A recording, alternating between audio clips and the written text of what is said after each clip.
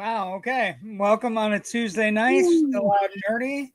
My name is JW Colwell. I'm joined as always by my good friend and former high school schoolmate and member of the band Slapjaw, Jerry Kamora. How you doing tonight, Jerry? Doing well, you?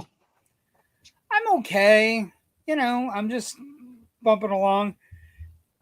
Like right around the change of seasons, I usually get my one illness a year.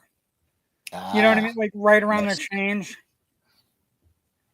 So I don't know if my body is like rejecting me right now, or if it's just some like it used to be like you knew you were sick, or it was something you ate. Now you can't tell. Like I don't know. Right? I feel like it's getting old. Let's see some comments. Good evening, friends. Good evening, Ken McKernan. Thank you for joining us. Good evening, guys. Thank you, Cindy. Thank you for the hearts. I appreciate it. And our good friend Sean Smithson, Smithson's Creations Excellent. Handcrafted Woodworking. He's got a lot of cool nerdy shit for Halloween and stuff. You should go check out that site. Hey Sean, thank you for joining us. Hey brothers, we appreciate you calling us brothers. I'm not low energy. I'm just tired. Is General malaise. well, just like a September. The Raiders are terrible. You Just don't know the half of it. Are you kidding me? it is what it is. I think you're going to end up having to get a new coach and a new quarterback. Anyway, The I don't GM, an know. owner. GM owner. Okay, so lots of stuff to talk about. Let's get to the gist of it. So a couple of things just started happening in the last few hours. So I want to talk a little bit about this. There is a movie coming out called The Bride. It got pushed from 2025 into 2026. And it costs a lot of money. But it's Warner Brothers, right? It's Maggie Gyllenhaal, Jake's sister, and she's directing, and it's got Jesse Buckley and Christian Bale, and it's The Bride, and it's the synopsis goes as follow: a lonely Frankenstein travels to 1930s Chicago to seek the aid of Dr. Euphronius in creating a companion for himself. The two reinvigorate a murdered young woman, and the bride is born. She's beyond what either of them intended, igniting a combustible romance, the attention of the police, and a wild and radical social movement. It's inspired not by like Mary Shelley, but it's inspired by Bride of Frankenstein by James Whale. It stars Betty Buckley. Christian Bale plays Frankenstein's monster. It has Penelope Cruz, Annette Bening, Peter Sarsgaard, Julianne Hough, and Jake Gyllenhaal as well. It's got a great background. It looks, but I've also heard it's a musical. So, is it in black and white? No, but it is. The imaging for it is stark. Hold on, I'll give you the that's what it looks. That's what she looks like. And from what the trailer just dropped. The trailer is the trailer has cursing in it, like in the words. It like the I guess the phrase for the movie is "Here comes the fucking bride," which is daring. But here's the thing: we're getting a Frankenstein movie from Guillermo del Toro in November or December, right? This one looks completely like it's set in like 1930s jazz era Chicago. So it looks remarkably different. You know what I mean? So I don't know. But the trailer dropped, and apparently they put a ton of money behind it. Like that's the other main thing. Like, and it's a musical, huh? There is a dance sequence in the trailer appears. So ready? Here we go. Film's crew includes Joker cinematographer Lawrence Sher, Cinderella costume designer Sandy Powell, Elvis production designer Karen Murphy. It's Gyllenhaal's second directorial effort following The Lost Daughter, which is a pretty good movie. Also had 3 Academy Award nominations.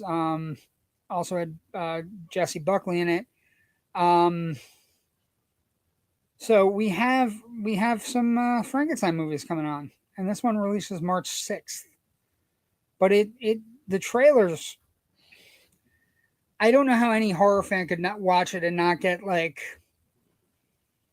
a little bit like just not jazz, but like you watch a trailer for a movie and you're like, that looks different, and it's not a horror like one part of the trailer has a bunch of people like kind of harassing them as they're walking home, like a drunken walk home, like a fight that everybody in northeastern Pennsylvania has had, right? Where you're walking with your girl and you're walking along and 2 assholes say something, and then, but in this particular case, Christian Bale like crushes both their heads because he's a Frankenstein monster. So I'm just saying, it looks gory and and she doesn't know who she is, so it's like it's got that Elsa Lanchester feeling to it. I don't know. The trailer's pretty cool. Like, not in a bankrupt sort of sense, but like I could be a Giants fan. That would be horrible. Or a Chiefs fan. They're 1-2 too. They're fucking awful as well. They didn't look good beating Neither one of you have any room to talk. Frankenstein's looking for his long lost brother Casanova. I get your joke. Have Cheetah will travel. I get it. Yeah, that whole Bride of Frankenstein musical. Please no formula. That's been like the Bride of Frankenstein, right? I think part of it is so the first time you see James Whale's The Bride of Frankenstein, you realize it's a sequel. You realize it's James Whale had a lot of things going on in his looking at it in the long view, right? James Whale had a lot of things going on in his personal life, which is again shown in the movie called Gods and Monsters with Ian McKellen, which is fantastic. James Whale was a closeted homosexual man making movies in the 1930s and had to hide everything from everybody, so he understood the concept of hiding true selves and whatnot. But The Bride of Frankenstein is a weird movie. Like, it's not like Frankenstein where it kind of just sets everything up. And Bride of Frankenstein has the Pretorius opening, right? The Dr. Pretorius with the tiny people in like the little glass cabinet, like that's like the glass Kandahar city from Superman with Brainiac. You know what I mean? So it's always been a weird. Did they not learn from Joker 2? Well, okay, so here's a couple things. I would trust Maggie Gyllenhaal more than I would trust the guy who directed The Hangover 3 to make a musical. Just saying. Joker 2 is directed by the same guy who directed The Hangover 3, and if you thought he was going to make a good musical, you were out of your fucking minds, right? So, I don't know. But it's a good trailer. It's solid. The makeup is stark. Bale's got a fucking row of fucking staples around his head. I don't know. I don't know what we're getting. We'll see. I mean, I guess what makes it different is it's got the musical element, right? Right.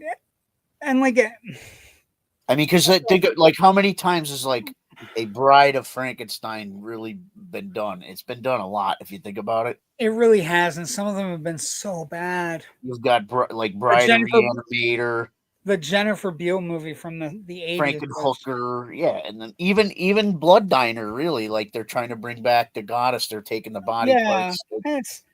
Return of the Living Dead 3, sort of. Yeah, I mean, I don't know. I think the trailer's stark though. The trailer's interesting. It also has midway through it, it looks like a Bonnie and Clyde thing, and towards the end of it. So I don't know what's gonna happen with it.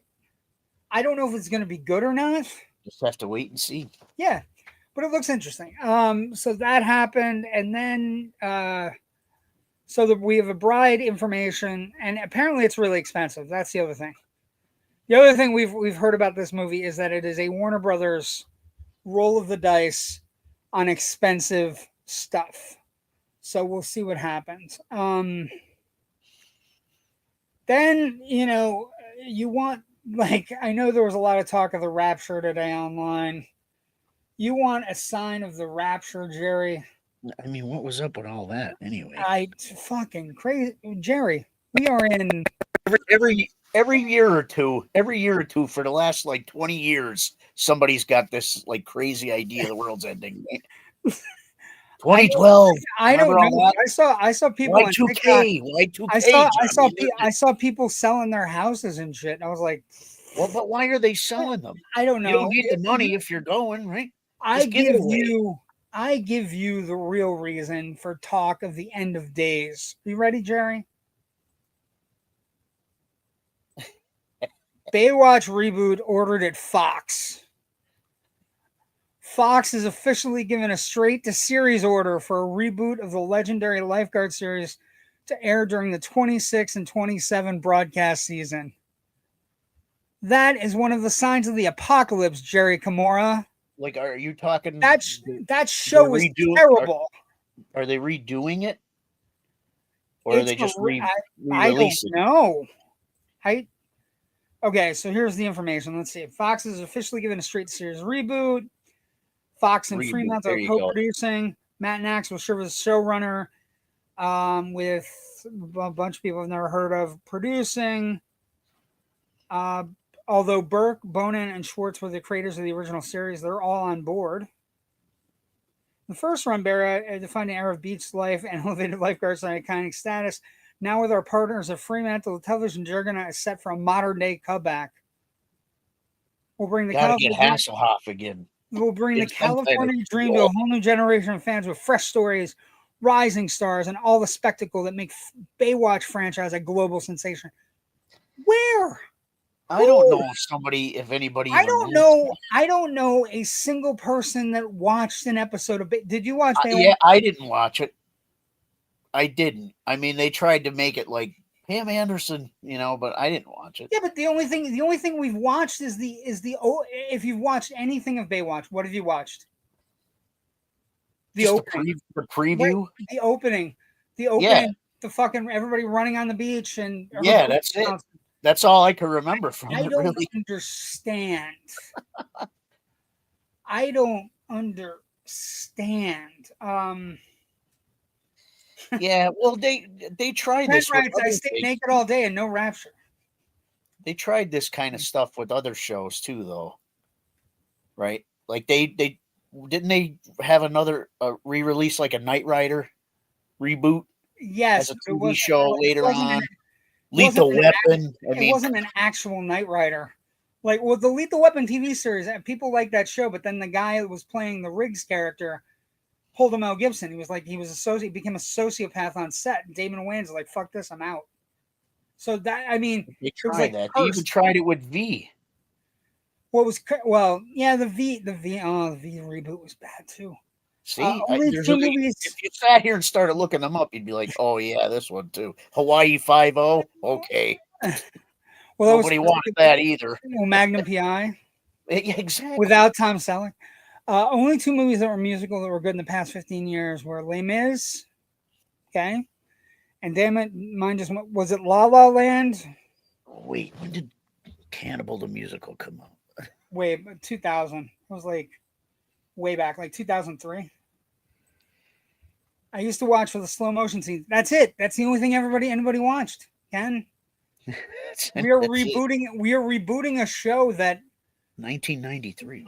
Does anybody remember? I'll give you an example. I like the TV shows I like. Breaking Bad. You can recall all the episodes that were great. The finale, the episode where where he let the girl die. He let her choke on her own vomit. Just let her die. There are episodes you can think of, like the episode Gus got killed. Gus Fring. Spoiler alert. Buffy. Once More Feeling. Hush. All the great episodes of Buffy. All the good episodes of Angel. The puppet episodes. Can anybody in the comments or anybody watching the show tonight, can anybody give me a memorable Baywatch episode? Was there an episode where Pamela Anderson's boobs got like infected and she had to get her boobies out or something. Like, No, was there like an after school special episode of Baywatch? every episode was a slow motion run on the beach. But what I'm saying is, it And wasn't it a good lasted, show. what, Like, 10 seconds? we have so much soft core stuff right now, right? We don't need Baywatch. There is so much, like, the internet is undefeated. You know what I mean? Like, I don't understand. Oh, maybe this guy can explain. Did you watch Baywatch? In college, some. Just Did you really watch it? Just no. Background noise or Watch the intro just like everybody else did. just yeah. I mean, Baywatch, Joe. What the fuck is the point of this? What are we doing? Cash grab. I mean, Baywatch was always bigger overseas, and so was Hasselhoff than he was Well, here. that's true So, too. Is he gonna sing? God, Okay, so Joe, were you disappointed in no Rapture today? I didn't pay much attention to what was going on, brother. I've been hard at work. What's going on with the Rapture? I feel like we should listen to Blondie now. You had motherfuckers selling their houses and cars on TikTok, For what reason? Sell it. thinking they were moving on up. Don't sell it. Give it. You can't use money up there. I mean, really? They're Well, moving on I up to think the east that's- side to the a deluxe selling- apartment. Selling is covering your bases, I guess. Well, if the Rapture doesn't happen, I mean, I'll have some money. I like the videos of people. They laid their clothes out Oh my like they were gone. Like Night of the Comet. Put a little pile of dust. This was me. Look. happening? What is going on? I'm just asking. Like, it's been a long 2 days. I've watched some news. I watched the Rapture stuff. I thought that was funny. Like, these are rabbit holes we can get down, and like, they're not good rabbit holes. Like, And now you got Baywatch. and now we have fucking Baywatch coming back. Tell me a real sign of the apocalypse. Fucking Hasselhoff getting paid to jumble his drunk I ass. wonder if he's going to be in it though. Like if they're going to do cameos. He him or would have to be in it. Pam Anderson or He would have to be. Like, the only reboots that work, Jerry. I agree with this. She's not going to be, though. She's too big for it. She's too big for it. Like, both literally and figuratively, she's too big for it now. Okay. The only reboots that work, Jerry, if you think about it, the only reboots that work are the legacy reboots, right? So you have to have, when they did the Baywatch movie, they didn't have Hasselhoff. So it failed. Right? They had The Rock, they had fucking Zac Efron, they had all those people in it, and nobody gave a fuck. Sweeney Todd was the other one I was thinking about. Okay. Not La La Land, though. La La Land was pretty good. because it's hard to pass a torch along when you're not even involved. You know what I mean? It's hard to pass the torch along when there's nothing. And nobody wants to see it. There's no torch. There's no torch to pass. Like, Jesus. What was it? 21 Jump Street and 22 Jump Street? Those were funny, though. Now, And I could see if they do it like... If you do it as a parody, okay. Or if they did it as sort of like one of them late night nip tuck kind of things. I like Nip Tuck. You know what I mean? It was like the first series I binge watched on Netflix when Netflix. You know what I'm saying, though. You know where I'm going with that, right? Like super filthy. Well, yeah. I mean, that's a selling point, is it not? Yeah, but don't we have so much stuff that's just free. Like, why do we need Baywatch? Like, I'm not saying I'm a saint. I'm just saying, like, what do we need Baywatch? Again, it's Babe Watch, not Baywatch. I don't know. I thought one of the things that was happening this weekend, I thought we were getting our Ozark replacement. I watched the new show on Netflix. I never watched the final season of Ozark. You didn't watch the final season of Ozark? Really? Yeah. Oh my fucking God, it was brilliant. I like Ozark very much. Oh, I did too. I don't But remember why. it was so like the last season was fucking It's like I terrible. haven't seen the second season of Tulsa King yet, and I really enjoyed the first season. That's another one. That's another one that like every once in a while these shows come out and you watch like one season of them, but you don't go back. I don't know what that is. Well, I think I might have a theory Okay, what's your theory? on that. A theory might be because your expectations are lower because they cancel a lot of stuff. That's Yeah, I part of it. usually wait like for them to come out with at least 2 seasons in order Yeah, to because you could get get hooked fully on invested. something and then all of a sudden it's gone. They It's like, cancel well, it. Yeah. now there's no closure, right? Now there's where's my closure? Yeah. Thank God we're gonna I get mean, into I don't know. It's just a thought. hopefully we'll get closure with our fucking Baywatch reboot. So this is the new show on Netflix. I can't recommend it enough. So what's It's that about? okay. So it's Jude Law and Jason Bateman. Why are you all muffled now? Well, I'm probably because I was away from my mic. My mic is acting wonky lately. So it's Jason Bateman, Jude Law. They play brothers. And you would think, immediately Bateman's going to play the straight brother, but Bateman's the fuck up brother. Gambling, drug addicted, sociopathic brother, and Jude Law is the respectable, runs a very cool New York night spot called the Black Rabbit. And it's just this great, it's this Is amazing. this one of those things they're only putting half a season out at a time, and then you All gotta 8 wait? episodes are available right now, Oh, okay. And they're hour long. and they're give or take. Some of them are longer than an hour. They play like mini movies. They and they also they jump around a lot. But basically, these two brothers. Brother comes back home. He has gambling debts, all kinds of shit going on. The younger brother, the Jude Law brother, he owns a cool New York night spot. Has like a hot clientele. Has a rising chef superstar. Has all kinds of shit going on in the club. And then Hurricane Bateman shows up, and Vince is just a force of nature, terror. He every choice he makes in the show is for himself or to cover a mistake he made in the past. So it's got the brother thing, but and they're really good. You wouldn't think immediately yourself that the next thing you need to watch on television is Jude Law and Jason Bateman, but they actually became really good friends after doing Bateman's podcast.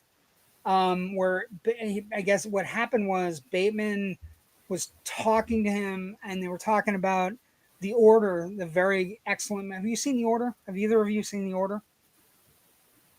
It's on Hulu. I'm going to recommend The Order for everyone. It's on Hulu. It's Jude Law. It's set in the. I'm jumping around, but that's okay.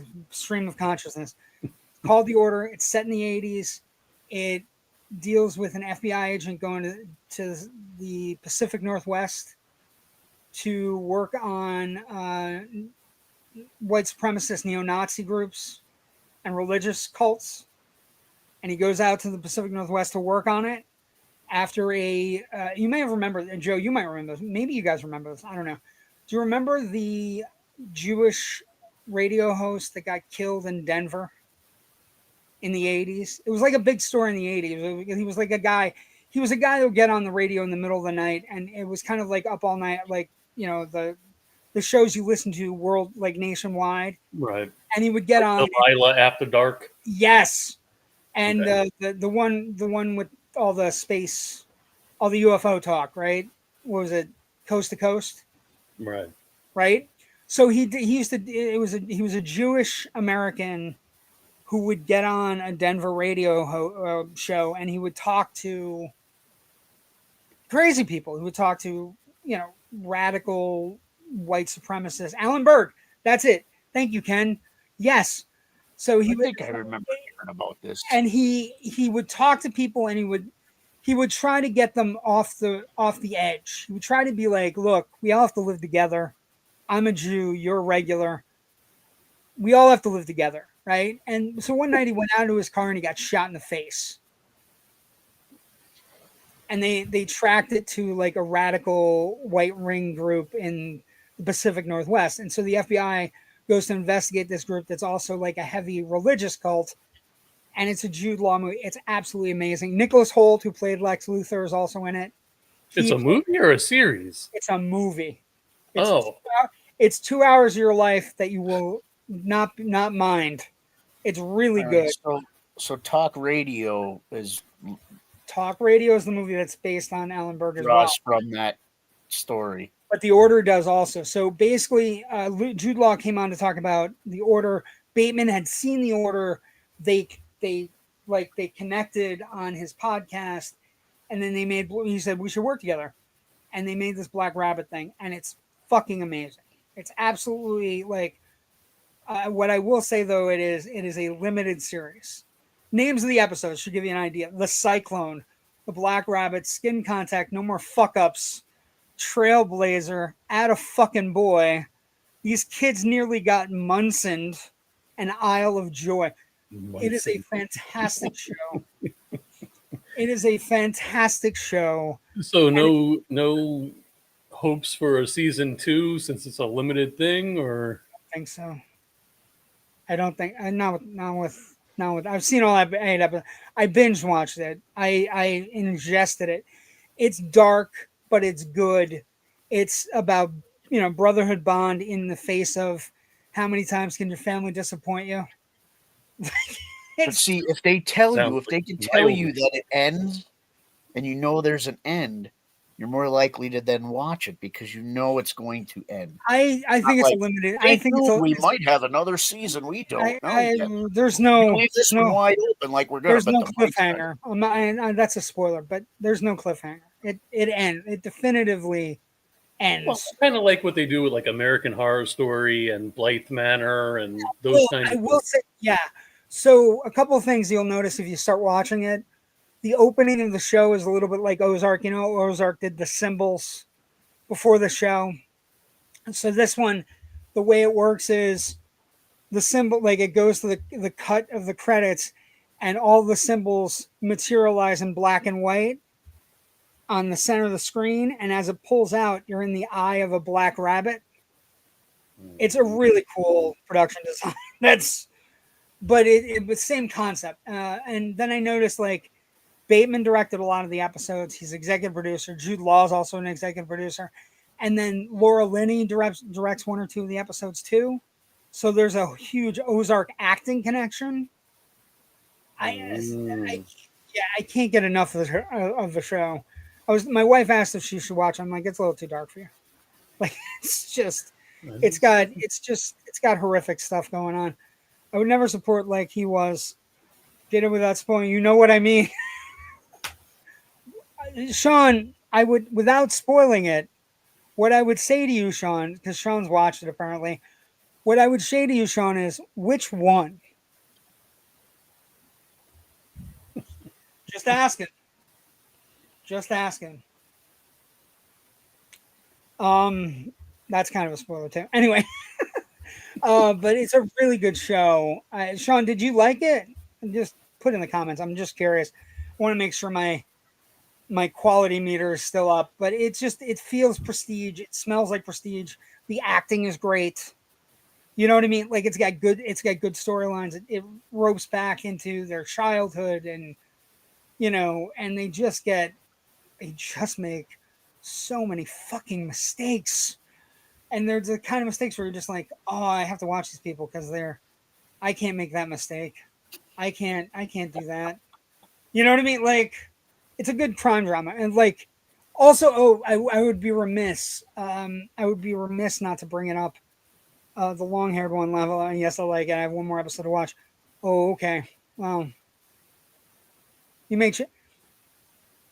I don't want to spoil it. Anyway, I would be remiss to also not mention. So it's got a great supporting cast, but the person I really want to mention is Troy Kotsur.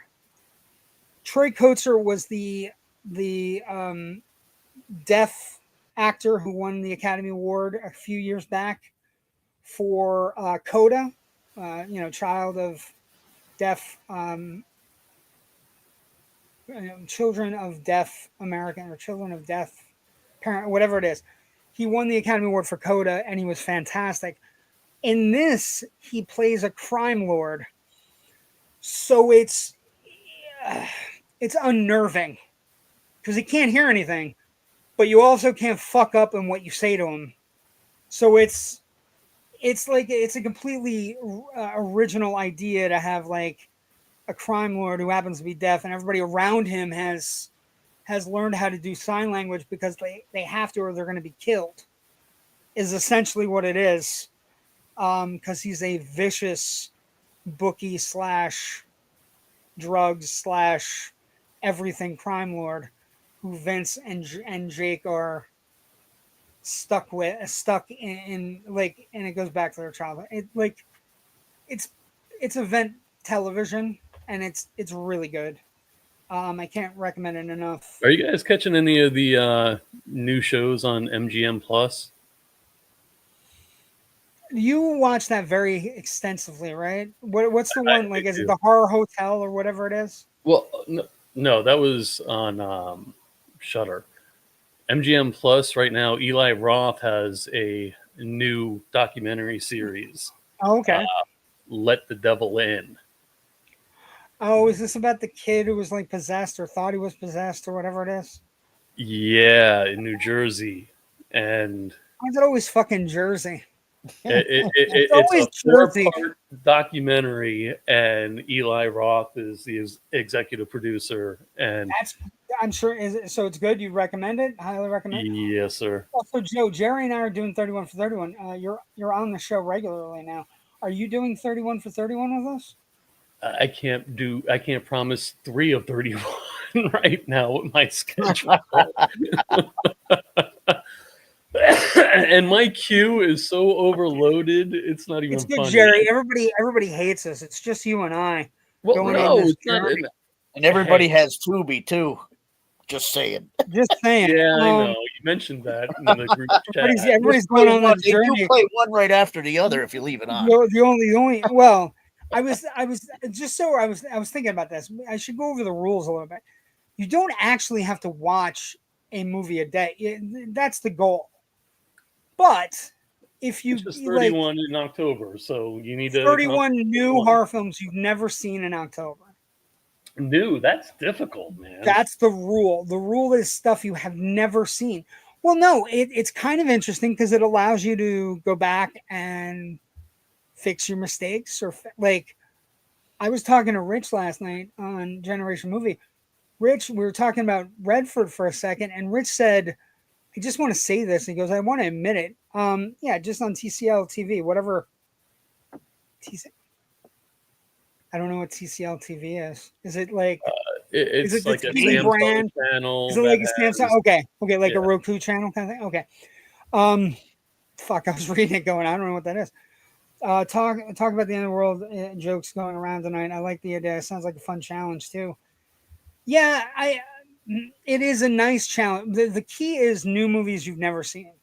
So that allows for a lot of things, Joe, right? It allows you to maybe catch up, like take, if I haven't seen some of Jerry's in the last year, right? Jerry's Basement movies. I can do 1 or 2 of those. Stuff that I might have missed that I should go backwards, forwards. Like I was gonna watch something on Shudder.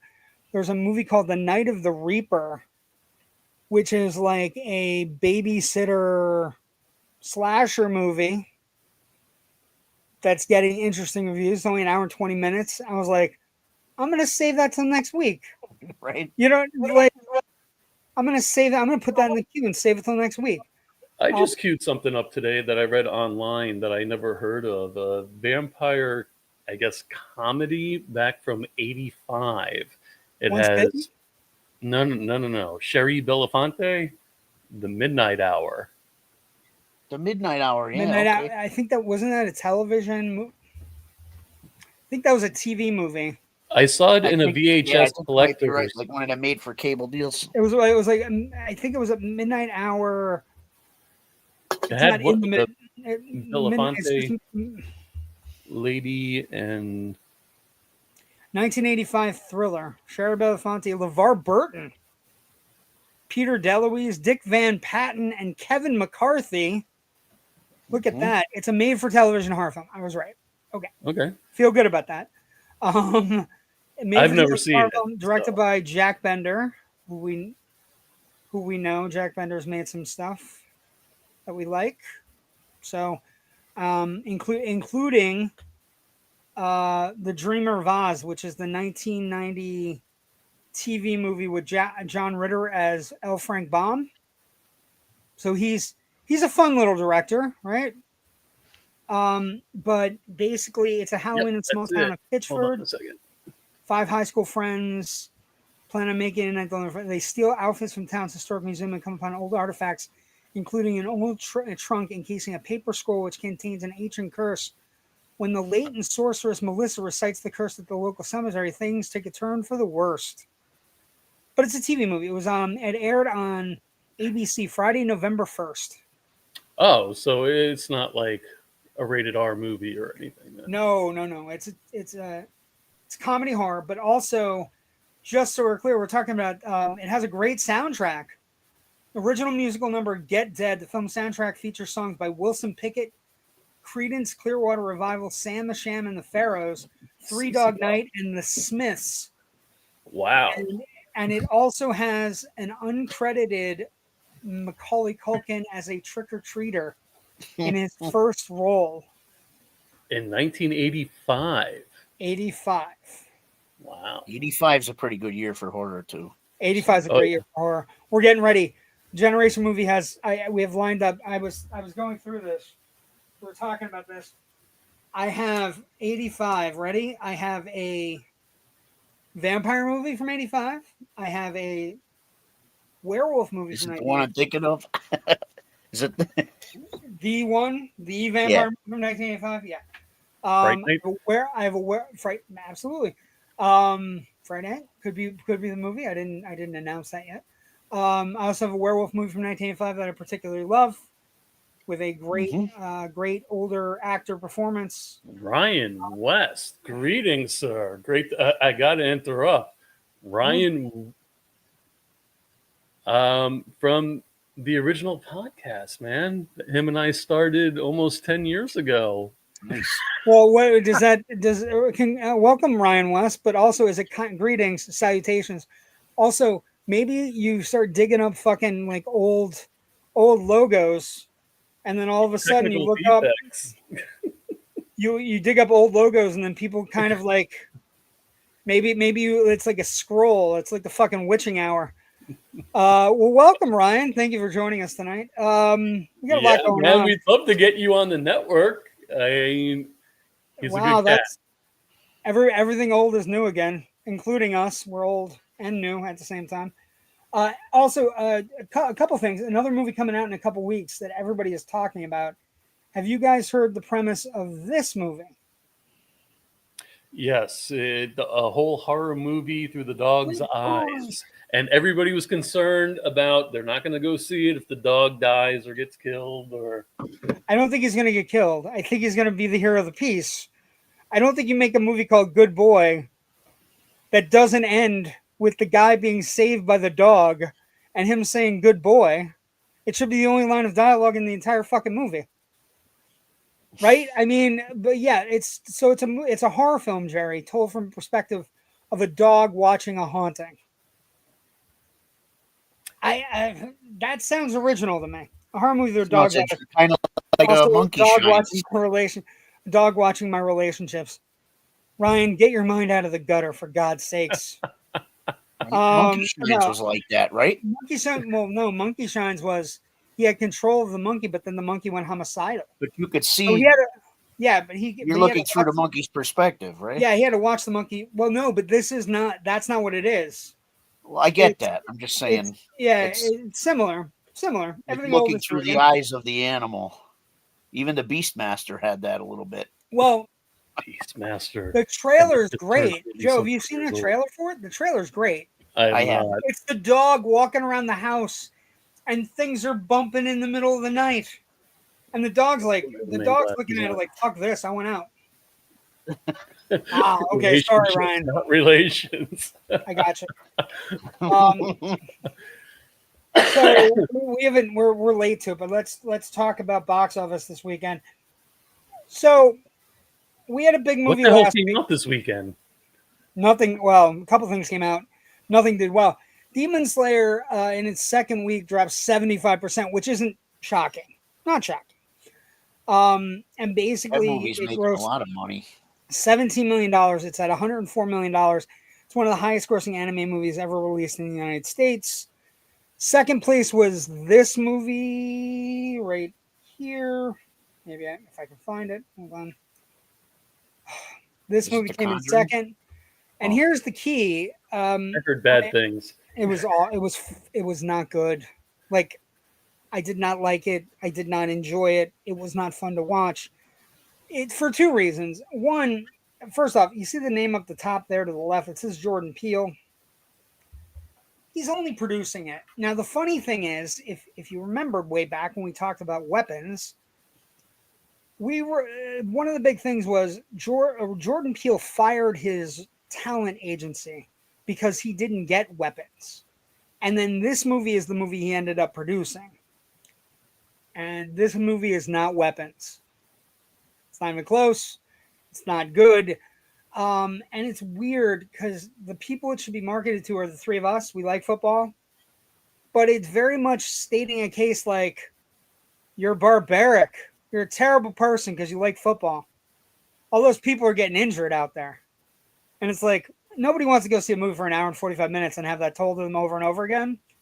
I already know. I understand that. I cringe when the hits happen.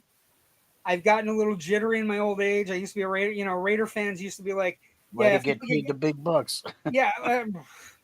But it's not like Marlon Wayans is good in it, but it's jittery. It's all over the place. I don't know how they don't have a thing outside about strobe warnings because there Is it are. meant to be serious or is it kind of slapsticky? Can I tell you what I first thought of when I saw this? It's dreadfully serious. I mean, I thought it was an advertisement for hard-on pills. I thought it was Hims, not him. So,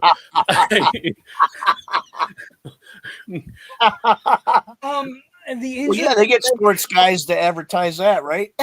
Right. So theoretically, Joe, though, I'm just going to point it I out. played baseball back in 1983, and now I take. I'm just throwing it out there. That kid shouldn't need boner pills, but that's just an interesting way to look at it. What I would say is like it's all over the place. The screenplay isn't great. Marlon Wayans plays like an aging quarterback, and you really you don't know what he's made a pact with or anything, and it goes into the history of stuff, and then it just kind of like it meanders all over the place, and like the cut sequences aren't really great. My heart isn't coming in, neither am I. No, producer Jordan Peele, no. So that it just doesn't work. I also saw this movie, which totally bombed. A Big, Bold, Beautiful Journey, which is like a counter program movie. It's Margot Robbie, Colin Farrell. Just so we're clear, I heard he got pervy with her. They're cute. They're a cute couple. Like there's no, like, the movie. She's married. Whatever. Like, sure, but Joe, here, twist my arm. I have to go to work every day with Margot Robbie in a romantic film. Oh, think about it. Anyway. So, but this movie is over saccharine. So, like, him is like graphic and not good, and then this movie is like super saccharine. And I saw both movies with 5 people on opening day. I saw a 2:00 show of him with 5 people behind me. I saw a 4:00 show of Big Beautiful Journey with 5 people behind me. Him was all men. Big Bold Beautiful Journey was all women. Now I will say it's schmaltzy and over, like they're good. Like they're good in anything. So they're fine. But the movie itself is just this big kind of like saccharine thing. And then the third act takes this weird, like strange detour into a parent dying. So I wasn't expecting it. And I guess it's in the trailer, but the third act is all about one of the parents dying. and the kid not being there for the parent. And it was just like, you're watching a movie and you're like, this was not on my bingo card for this movie. It just kind of comes out of nowhere, and it's like. So what did it make this week? That movie made so him made 13 million, came in second. Conjuring came in third with 12.2. Downton Abbey came in fourth with 6.4. And those are like 50 and 65% drops. Long Walk came in fifth with 6.2, but it only dropped 47%, which is interesting because it didn't do great in its first week. But I would imagine there's a bunch of people getting out. Joe bought all his pills. Just kidding. But basically, I would say The Long Walk didn't drop as drastically as most horror films do. So that's at 22 million right now. Not bad, but Long Walk should be on pay-per-view in 3 weeks? I'd say a week and a half, 2 weeks, maybe. Oh. Not this Tuesday coming up, but next Tuesday. But it was good. That movie's great. Like, that's a great movie. Him and the other one are going to be on quick too, but they're not good. And then Big Bold Beautiful Journey came in sixth with $3.2 million. There is no way. There is no way a movie with Colin Farrell and Margot Robbie should open at a box office anywhere with $3.2 million. And so somebody, like, we were talking about it last night. Title's a mouthful. Kind of movies. Well, title's a mouthful, right? Big, bold, beautiful journey. Like, I remember my dad when he ran his theaters, like, make the title simple. We don't need, you know what I mean? Just like, and so like Rich asked me last night, what would you call the movie? Well, in the trailer, the thing that's prominent is the red door that's out in the middle of nowhere that they're instructed to go through to go on their journey, right? So call it the red door. Call it, you know what I mean? Call it door or doorway. And I was thinking about it, and then I was like, oh, sliding doors would be taken, of course. Because that's another movie about making choices. But it didn't do what, like, didn't catch on. Now, let's talk about what's coming out this week before we get into our regular raft of things. Where did I put it? I put it somewhere. Hold on. It's here. I know it is. Maybe I didn't get it. I bet you I didn't. Hold on. I'm going to get it. Well, the movie opening this week is One Battle After Another, right? So in the meantime, while he's looking for that, hey, I want to show you guys something really cool that Terry made for the network. That would be Terry Gerald. Oh, yeah, it's pretty dope. So, hold on. While JW's looking for that, we've got a 1-minute intermission.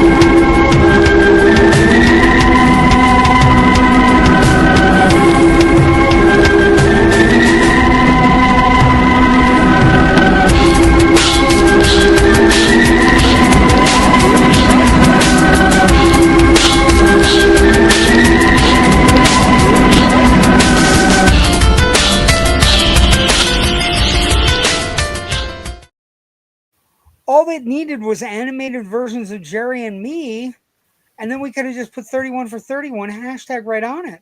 You guys were the skeletons. Were we? Was there a fat skeleton? I didn't know. Thank There you. was no bones. Terry Gerald Skeletons aren't fat. What?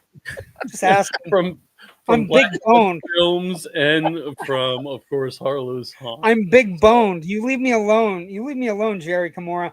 That's cool, though. I need that program. That is fucking super cool. Thank you, Terry Gerald. Again, I'm dying to get murdered awesome. by you. My nephew, my 7-year-old nephew said, "You're going to get murdered in a movie? Cool. Can I come?" I'm like, no. 'Cause I feel he'd enjoy it. So this is the movie that's opening this week. One Battle After Another. Everybody's talking about it. That was amazing, Terry. But here's what everybody's really talking about. About 3 weeks ago, the tracking came out on it. Tracking came out at $20 to $22 million, which would be fine, but that would be lower than Killers of the Flower Moon.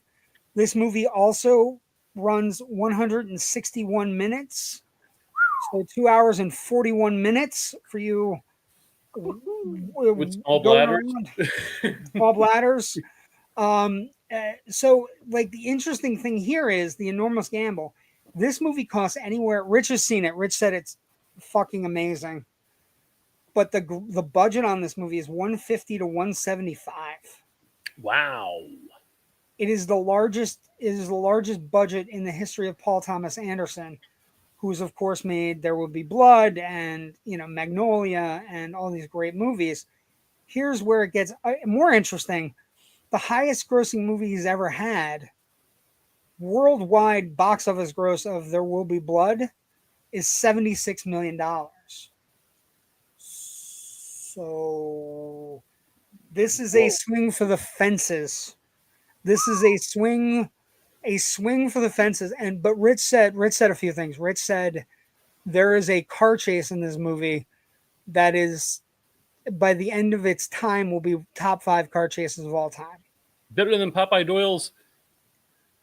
I brought up Bullet. Rich said yes.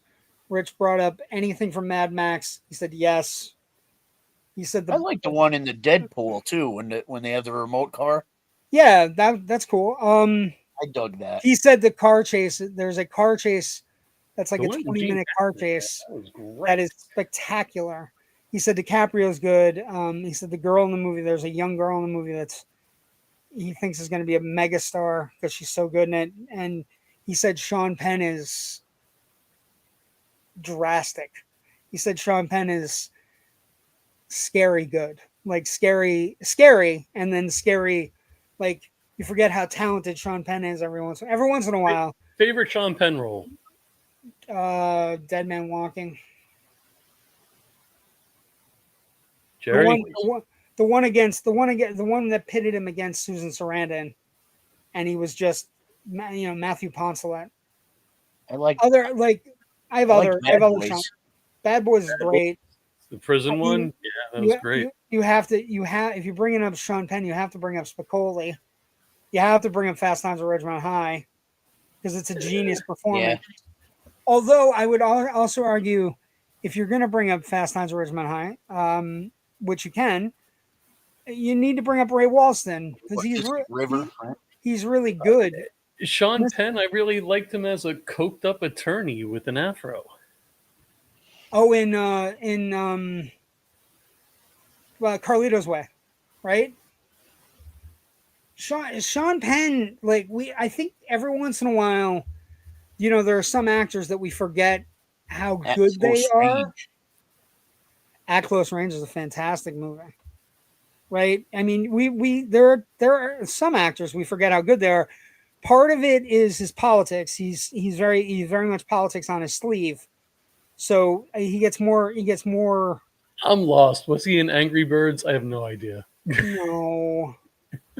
Was he in Angry Birds? Was he in Angry Birds? No. I have no idea. I never. Oh, Milk. I forgot about Milk. Milk? Milk. He's really good in Milk. When's this movie coming out? Comes out Friday. Oh, this week. Okay. Yeah, it comes out this week. He plays. Maybe it was that's just a great money grab for him. An Angry Bird, Sean Penn, that makes sense.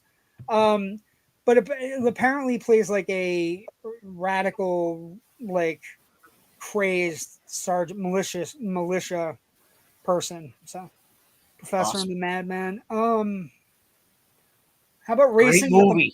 Casualties of War. Casualties of War is a good one. How about Racing with the Moon? Falcon and the Snowman. Funny but factual. Did you say At Close Range? You said At Close Range, right?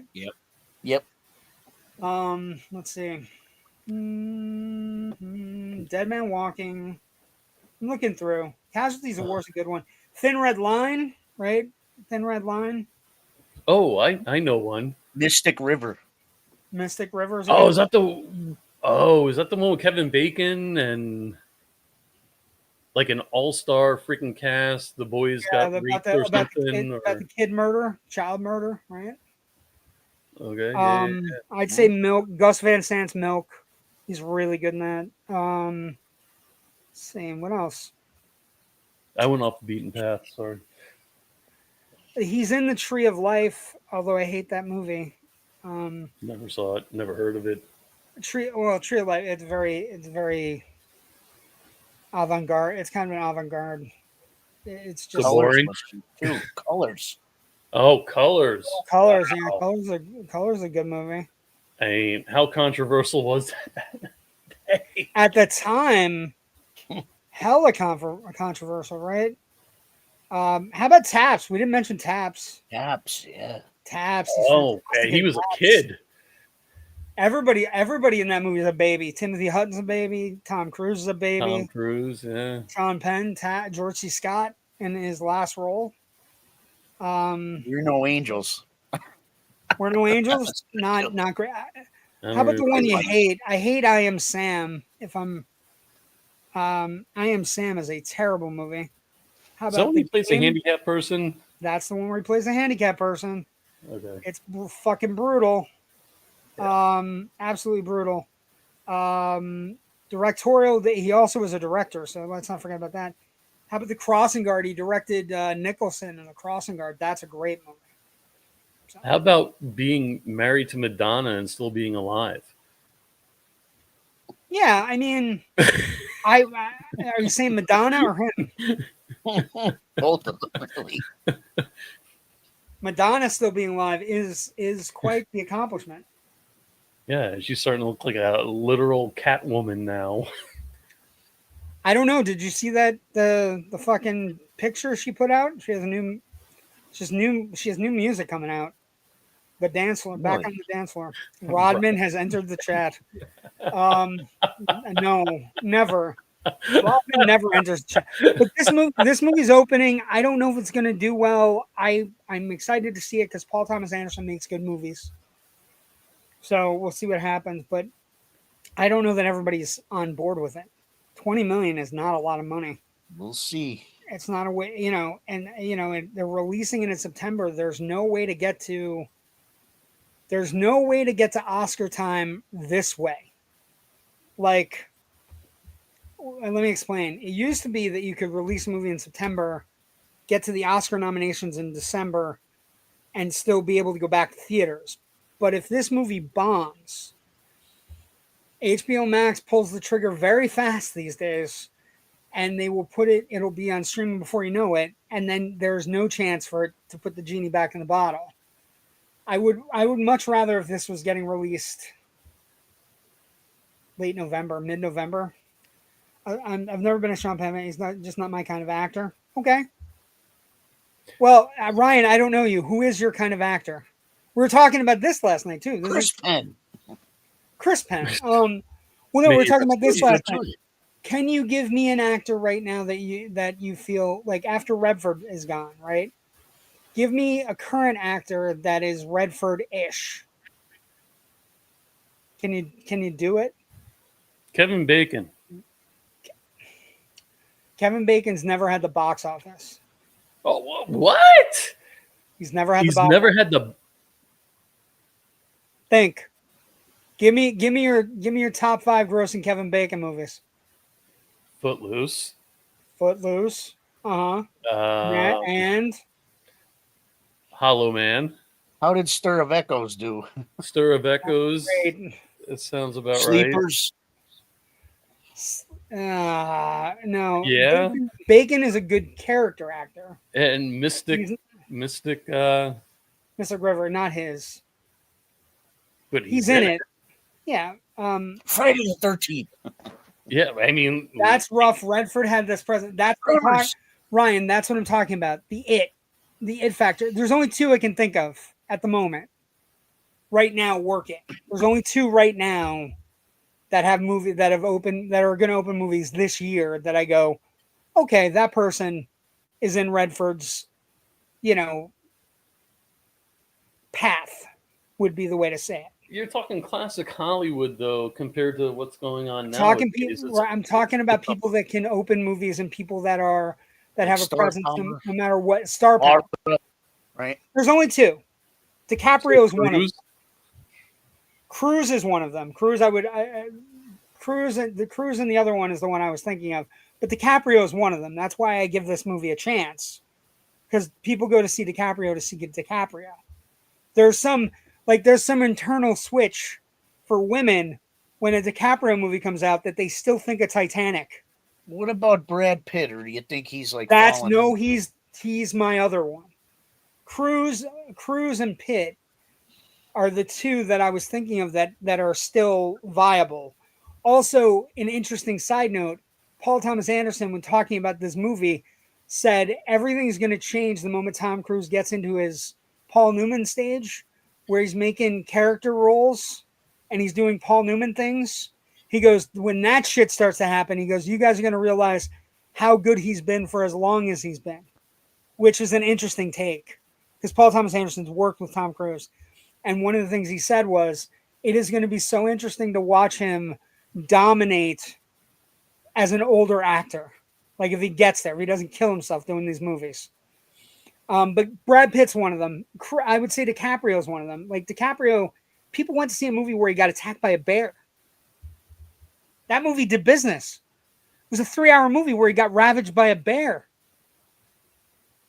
Like, fuck. Ryan Reynolds spent an hour and a half in a box underground. Ryan Reynolds is close, but also he just hasn't had enough non-Deadpool hits. What are we saying here? I don't know how my glasses. Don't talk bad. I don't talk bad about Kevin Bacon or Nick Cage. I will fight you, but not really. But I enjoy them. I'm not talking bad about Nick Cage or Kevin Bacon, but you would agree that Nicolas Cage or Kevin Bacon are not in the realm of Brad Pitt and Tom Cruise or DiCaprio. Nicholas Coppola. But they're not. They're great actors. We love their stuff, but they're not. The Surfer really fucked with my head, man. Have you seen it yet? No. Just haven't gotten to it. It's like I got. I mean, being a surfer down here in Florida as a teenager and everything, and Joe, turf wars. I am knee deep in television right now. I'm knee deep in this.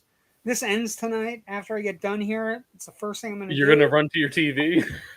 Yeah, it's the best alien movie in the last. I love Romulus. Nazis must die. I'm knee deep in that. I'm also knee deep in this because it's connected to one of my favorite movies of the summer. So haven't started it yet. Oh my God, Joe. Anyway, I can't even talk about it. There's so much good shit going on. But so I'm knee deep in those two things. And then I was knee deep in this. I was knee deep in this as well. So anyway, let's go to Jerry's basement. Jerry, what do you got from us? If people are looking for something, where can people find it? What do you got for us? What are we watching? This week is Michael Caine. The Hand. Yes. So this is an 85 movie. I like this picture. I like this. This fucking ridiculous. Some of the art palaces. But so I mean, this is a Michael Caine movie. It is Michael Caine, really? Yeah, Michael Caine. Yep. It's 85. So let's see. 1981 psychological thriller written and directed by Oliver Stone, based on the Lizard's Tale by Mark Brandel. Oliver Stone, yes. Oliver Stone did a lot of horror movies before he got wrapped up in conspiracy stuff and also telling his story about Vietnam. Basically, he's a comic book illustrator. His hand gets, he gets into an accident. His hand gets lopped off. Tries to find the severed hand, but you can't locate it. I remember it now. Okay. And the hand comes, every time somebody wrongs him, somehow the hand shows up. But Did it play out like a Tales from the Crypt episode, kind of? Sort of. It plays out that he goes slowly mad from the hand stuff, and everybody threatens him. He dies. I will say, Jerry, I'm not a fan of the end. The end of this movie is. It's a little bit like, interestingly enough, you've picked this movie on a night where we have the ending of a Twilight Zone that is also in the same vein, where it could go the full length, and then it kind of just holds up just enough where you're like, oh fuck, this isn't good. Right. You know what I mean? But it's a fun movie. Michael Caine, trying to figure out if his hand is killing people is always fun. Tubi. It's on Tubi. Tubi, I'm gonna be honest, Jerry's right. If you want to watch old 80s horror films, you'd be remiss not to load Tubi onto your. Tubi aggravates me. Well, it doesn't aggravate me, but it aggravates me because I spent my teenage years and my 20s hunting for these acquiring these things, and here they are at my fingertips when I'm laying in bed. So it's a twofold question for you, Jerry. My dad also spent years acquiring things and doing whatever, and he dreamed of a world where he could just go to a TV and kind of click on something and go, hey, I want to watch this tonight. It's like being fed it, but then also realizing you wasted a lot of your time in your youth. But you know what, though? I didn't, because the thrill of the hunt.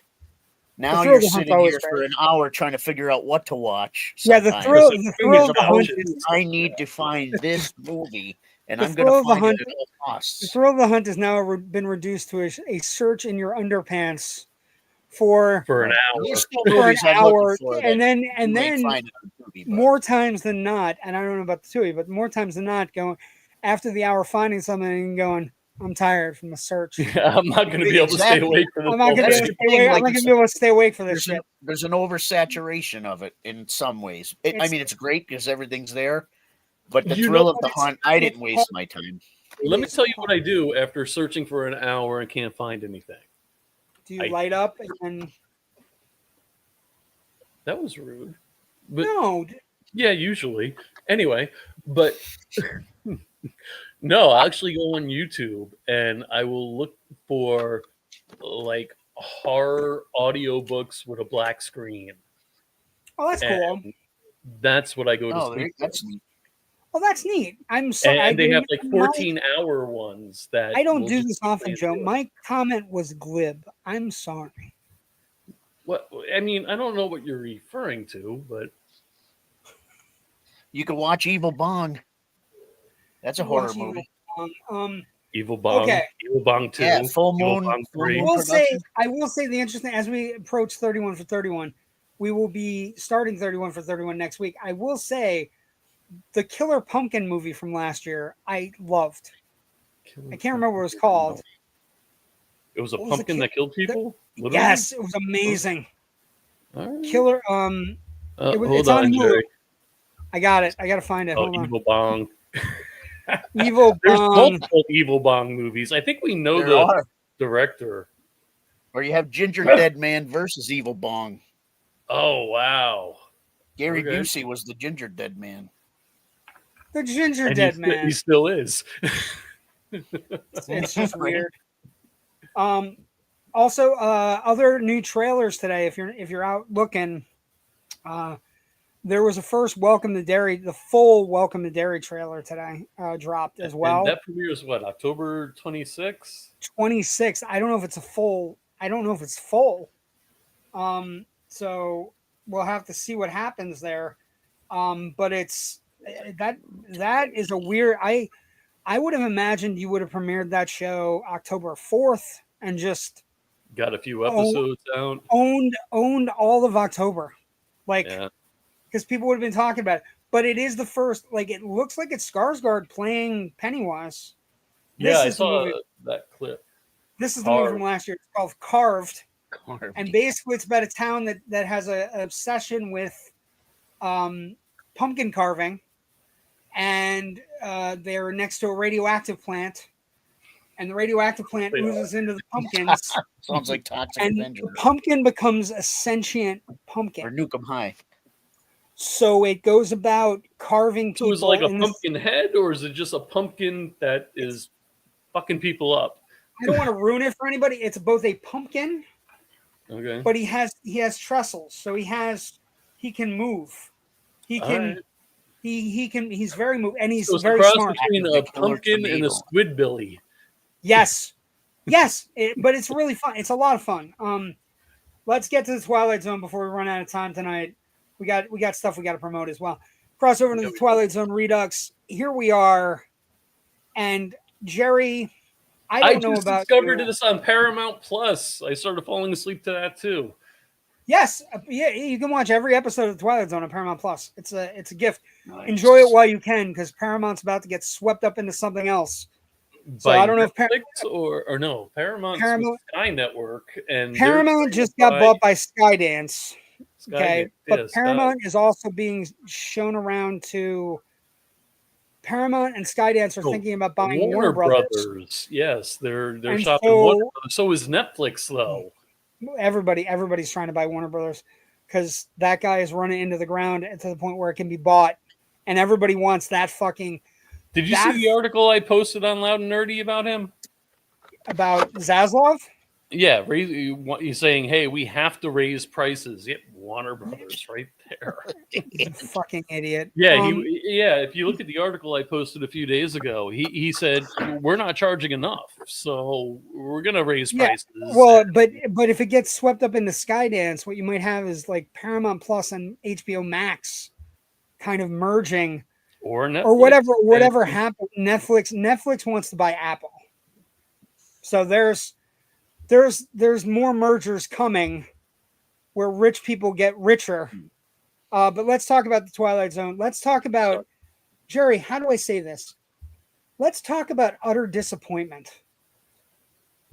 I don't say it often with the Twilight Zone. Really? That bad? But this not bad for the show, bad for the people in, like, okay, so the episode is called The Grave. It is episode 7, season 3, opening narration.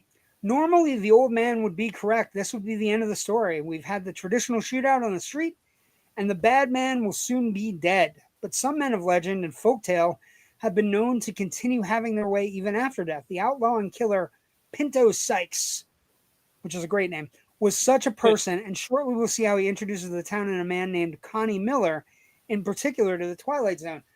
So it's an old Western shootout it occurs, where this guy Pinto Sykes is like, he's all in black. He gets shot in the middle of the street by a bunch of people. Nobody knows who killed him. They carry him into the jail. The funny thing for Jerry and I is it's a collection of old-timey Western actors and television actors, where you're just sitting there going, holy fuck, I can't believe this person's in it. I can't believe this person's in it. But basically, I had my head turned away when it started, and as soon as I heard the voice, I was like, I know that voice. Yes. So a couple things. You have Lee Marvin. You have the person that, if you were a Batman fan, was Chief O'Hara on Batman. And then you have this character actor here who is in so many Westerns that you can't even begin to grasp it. So you have James Best, you have Stother Martin, you have Elin Willard, you have all these people. And basically what happens is Lee Marvin shows up, and he's a bounty hunter, and he's been tracking Pinto Sykes for the town that killed Pinto Sykes. And basically we learn through a series of scenes that the person in charge of the town basically told all the guys to get their balls up and not rely on a bounty hunter, and they should kill him. This warms my cockles right here. You had Lee Marvin at a table with Lee Van Cleef, who's just playing with a deck of cards. So, like, in about 10 years, if this had happened, it would have been one of the greatest things in the history of Westerns. But instead, we get this story, and basically, Lee Marvin's a bounty hunter. He's been tracking Sykes for the town, but on his deathbed, the killer basically says, he wasn't tracking me. He knew where I was. He never wanted to fight. He was afraid. He was afraid of me. He never came for me. He just wanted to take your money. You wasted your money. All these things. So the guys in the town, including Lee Van Cleef, make a bet with Connie Mack that he's going to go and he has to go to the grave because At on his midnight. deathbed, at midnight, the man has also said, if Connie shows up and he comes 5 feet of my grave, I will reach out of this grave and I will drag him to hell with me. So they make a bet. Are you man enough to go visit this grave? To go. It's $20 a pop, right? So all these guys bet. And so they give him a Bowie knife and say, here's how this is going to work. You're going to go at midnight. We'll know you've gone because the knife will be sticking out of the grave the next day. Yeah, proof that he Lee was Marvin goes, it's creepy. It's great. It's a great set. Everything's creepy. He's seeing all kinds of things. He's, he sees a visage over the fucking lady grave. is like the widow, right? I think it's his sister. The sister? I think it's his sister because there's a woman that shows up and she's buying a bottle of hooch, but she's not buying it for her father. She's buying it for her. And later she brings the plate that he used for his cookies or whatever it was. Up to the grave, yeah. To the grave. That's her. That's her silhouette. That's her silhouette. She's creepy as fuck. And she's also like drunk. She shows up in the morning skipping and hopping. And basically what happens is he goes to the grave. There's like wind blowing doors, all kinds of shit happening.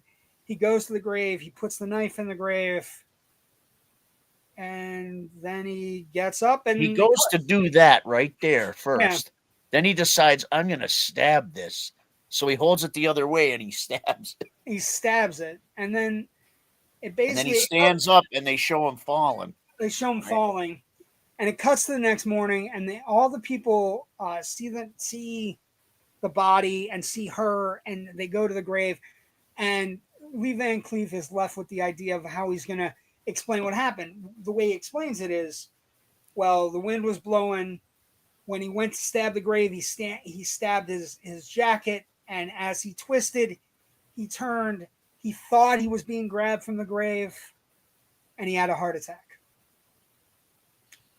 At which point, the beginning of the episode ending starts. The woman is there, and she's like, so you think he just tripped? You don't think it was an actual... You don't think it was actually Pinto Sykes coming back to get him? She just cackles, and then the episode ends. Well, she explains, though. She explained, yeah. She says, so you think the cloak got under the knife? Which way is my cloak blowing? Yes, it's blowing the opposite way. I mean, it's blowing the opposite way, and so... But here's the thing, Jerry. It never gives you the supernatural, right? It never gives you... Yeah, you don't know what happened. You don't know what happened. So then it gives a really lengthy or a short closing narration. Final comment. You take this with a grain of salt or a shovelful of earth as shadow or substance. We leave it up to you. And to any further research, check under G for ghosts in the Twilight Zone. The reason I'm disappointed is twofold. There's a lot of talent in this episode. There's a lot of talent in this episode, and it just never gets going. It fell off, right? Like Lee Van Cleef, I was expecting more. But Lee Van Cleef is the best thing in the episode. Lee Marvin is subdued because Lee Marvin is playing like they start calling him a coward in the bar, and you're like, okay, well, fucking Lee Marvin's not gonna take that shit, right? Like somebody's getting shot, and then it doesn't happen, and you're like, maybe he is a pussy. Like, what the fuck is going on? Who would cast Lee Marvin as a pussy? I will say I was happy about the hat. He wears the hat in this. There is a 60s movie with him and Burt Lancaster and Woody Strode called The Professionals. And it is the exact same fucking hat from The Professionals. If you've never seen The Professionals, if you like men on a mission movies, it is a fantastic Western. It's got so many people in it, and it's Burt Lancaster's the guy that likes blowing shit up. Woody Strode is the character that uses a bow because he was raised by Indians. And Lee Marvin plays this guy that basically they get hired to go into Mexico to rescue. What's his name? I can't think of his name. Who's the old guy? Who's the old guy from Trading Places, Jerry? Oh, yeah. Don Amici and the other guy. the other guy. It's not the other guy. He's so much better than that. But basically, they go into Mexico to rescue his wife, a buxom Mexican girl.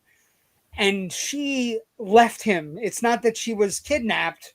She went back to her real husband, who's played by Jack Palance. It's fantastic. It's a great action movie where everybody Ralph Bellamy. Okay. Thank God. Still got it. Anyway, but so he has the same hat from The Professionals. But he kind of is a pussy. So when he goes to the graveyard, he kind of acts like a pussy, and then so you just never know. And then it never achieves that he was grabbed by the ghost. But so the disappointment is a little bit static.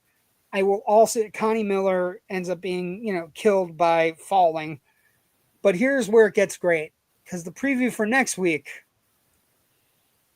one of the all-time top 10 episode coming up next week, kids.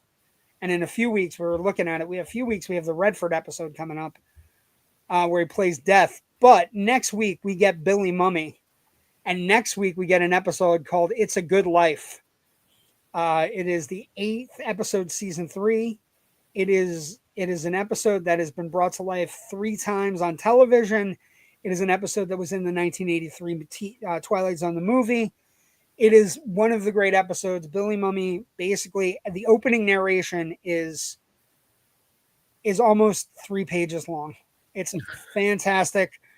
And it's just an episode where a little boy has way too much power and everybody has to appease him. I can't imagine how much this episode might relate to real life. Anyway, whether you have kids or Happy birthday, Andy. Oh my God.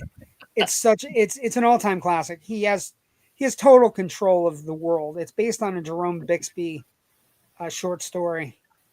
And it's just, it's directed by James Sheldon. The teleplays by Rod Serling himself. And Anthony Fremont is a 6-year-old with godlike mental powers, including mind reading. And he's basically isolated an entire town of Peaksville, Ohio. Is there like an 8-foot claymation rabbit? No. The original episode doesn't have the stupid rabbit. Although the rabbit's not bad in the movie. And it's chasing that guy again. It's chasing. Pull the rabbit out of the hat. Pull the rabbit out of the hat, why don't you? Anyway, it's one of the all-time great episodes, and Billy Mummy is great. Like it's not just a good kid performance, it's a stellar kid performance. And with that, I think it's a good time. We're an hour 24 minutes in. Jerry, what do you got going on before we preview all the cool shit happening at the network that's going bonkers this week? To have a Halloween show at the Moon Ballroom, which is next to Idle Hour. Yes, we've heard of this Moon Tavern. But do we have a poster? No, not yet. Wrong button. Too many buttons. We don't have a poster yet. At the moment he has a poster, he'll give it to me, and I will put it up. Joe, this is where your legwork comes in. Let's kick this over to you, Joe. I have plenty of stuff, and we'll talk about what's happening with Generation Movie next week. What do you got going on, Joe? What toe have you dipped in your foot into? We have going on? We as a network. Yeah. So it was a funny thing. Thursday night, I was watching football. And if I recall, what be called football? It was the Bills versus the Dolphins. Okay, but that's what I was watching. It was probably around 11. Were you watching football on Sunday as well? Were you watching football on Sunday night as well? No, I wasn't. No, you weren't. No, I wasn't watching football on Sunday. That's why so. we're trading. That's why we're swapping quarterbacks for Sunday. But anyway, and I was rooting for you guys on Sunday because I needed Washington to obviously lose. We were so bad on Sunday. Anyway, go ahead. I'm sorry. Train of thought. You were watching football on Thursday. Okay, and for the Indie Escape Network. And it was towards the end of the game. It was just getting kind of interesting. So it was after 11 o'clock. And all of a sudden, this cat calls me out of the blue. He looks like he murdered somebody and he needs you to bury the body. I love John Dugan so much. You see my shit-eating grin in the video call, right? He's like, ooh, the hooker's leg won't come off. What do I use? And does it have a big enough trunk? But no. So he calls me. He's like, all right, so we got a date for the premiere episode of the Indie Escape Network presents Riffin' with Dugan world premiere. We have a guest too, don't we? Yes, world premiere Thursday, October 9th at 10 p.m. Eastern with special guest Mick Strawn. If you guys don't know who that is, I can't even imagine the conversations that are going to go on that episode. I mean, you're going to have belly laughs. You're going to piss yourself. But we encourage people to have a cocktail, pull up a bar stool, and our little hole in the wall, and just hang out and riff with Dugan and Mick Strawn. The best money you'll never spend on a jukebox in your life. Just listen to two super cool cats chatting about their industry and chatting about their lives and all the weird stories they've come across. I mean, both of them between Texas Chainsaw Massacre movies, Nightmare on Elm Street, Boogie Nights. The list goes. Blade, the Marvel movie that put Marvel on the map again. Yeah, Mick Strawn was involved with Blade. So. Yeah, I mean, I can't get more excited. The other thing we talked about, and I think that's the most important thing, and it's something that if I host the show or if you host the show, the whole real point of this is that John is such an incredible storyteller. And the idea of getting all his stories and just the things that he's gone through in this life and in this industry and with interaction with the fans and interacting with his life, we are pleased and happy to be the supporters of that person and getting his stories down into a medium where it can be shared forever before anything, before we're not around anymore, where things aren't able to happen. So we're just super excited about that. That's what I'm most excited about. I don't know about you. Absolutely. But you know what I mean? He has so many stories and just not all safe for work. Jerry's creating the intro and music, so we're excited about that as well. I've seen that too, previews, but it's fun. It's so cool to be kind of like to start being noticed. It's nice. It's nice, right? It's nice, Joe. You and I and brought Jerry in, and we've worked at this. It's not so, but you're gonna have to have producer chops, man, and co-host chops. I'll do what I can for certain episodes, but they're on Thursday nights, so it's gonna every other Thursday. So I know that's we have to. We have to make that's my movie night, but we'll have to. I'll make do to help you out when I need to. I'll do what I can. Well, try. Can you help us out with this also? This one's huge too. This one I feel is like a direct result of us though. Like this one I feel is our fault. Like, and I mean that in the best possible way. Like, so we a new indie brigade. I feel like, we had a guest about 2 weeks ago that first off, we had a really good time with. And second off, again, looked at us and noticed what we offer, what we bring to the table. And the moment that episode ended, we spent another 45 minutes in the green room, and then, you've had meetings with him, and Thomas Churchill, who we enjoy very much. The idea that we're laying roots down and we have all these things happening is super exciting for the network. And I would say everybody in these 3 boxes. Not only did we do good that night, but we do good work, and we are solid people, and it's authenticity. The authenticity. I was gonna say the authenticity, which wouldn't have been right. Which would have been authentic because it would have been me fucking up a word. But again, having the idea that Joe and I and Jerry and we're gonna have these really good connections to talk to people and figure things out and just be able to be like a conduit so that you get stories and people and talking from all these other places that we wouldn't have gotten it before because we're working with Mr. Churchill. Church to his friends. I feel good about that. I feel excited about that. And also, we have another episode of Generation Movie coming up next week. That's our movie show that we do on the network. And Joe, we got a good one next week, celebrating its 40th anniversary, directed by Savage Steve Holland. Somebody be throwing away a perfectly good white boy like that.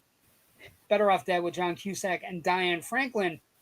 Look, I can't move my right arm. French bread.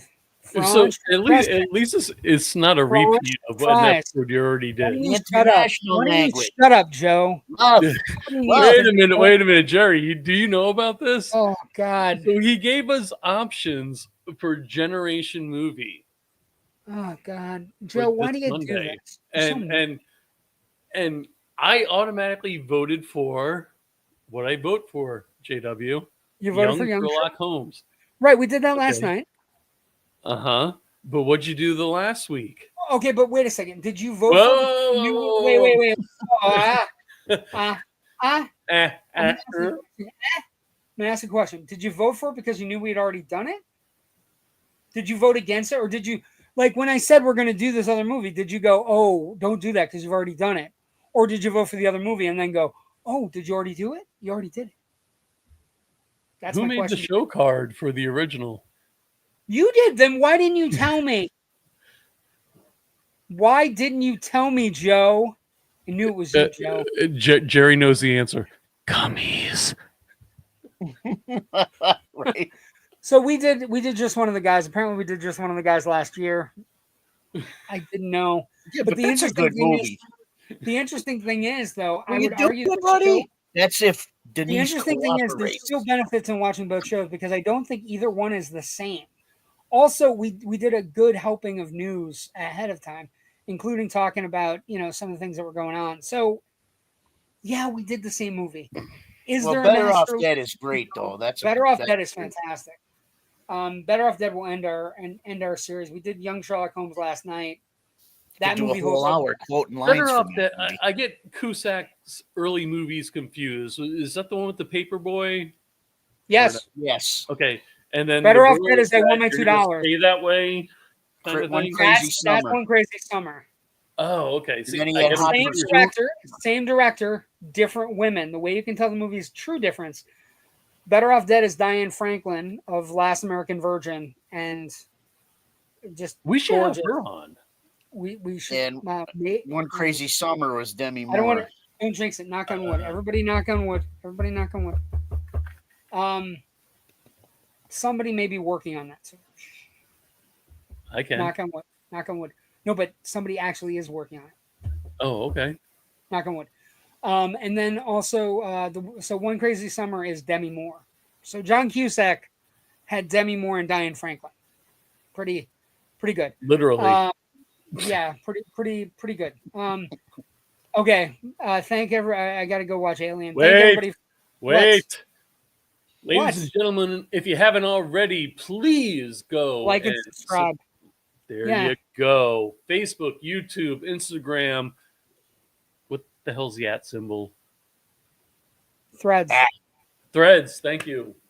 And TikTok, X, and IMDb. where all our guests. We will need to be get liked. credit. We just want to be liked. Is that so wrong? I don't Just think so. asking. I can't believe Alien Earth ends tonight. I'm so disappointed. I'm so sad. It's been such a good show. Oh, go watch friggin' Aliens. Jesus. Okay, Mary, good. and Thanks. Joseph. Thank you for letting me go, Dad. Thanks, Dad, for letting me go. Hold on. What's it say? I want my $2.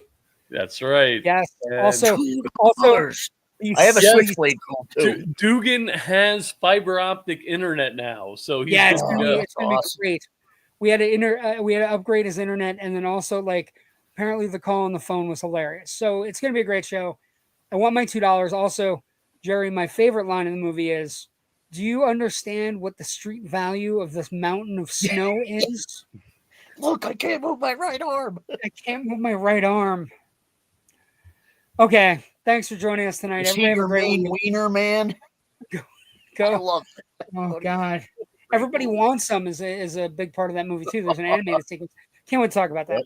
With Porky. Actually, it's Porky. Yes. Is the guy who owns the burger place. Anyway, thanks for joining us tonight. Everybody have a great week. We'll see everybody next week.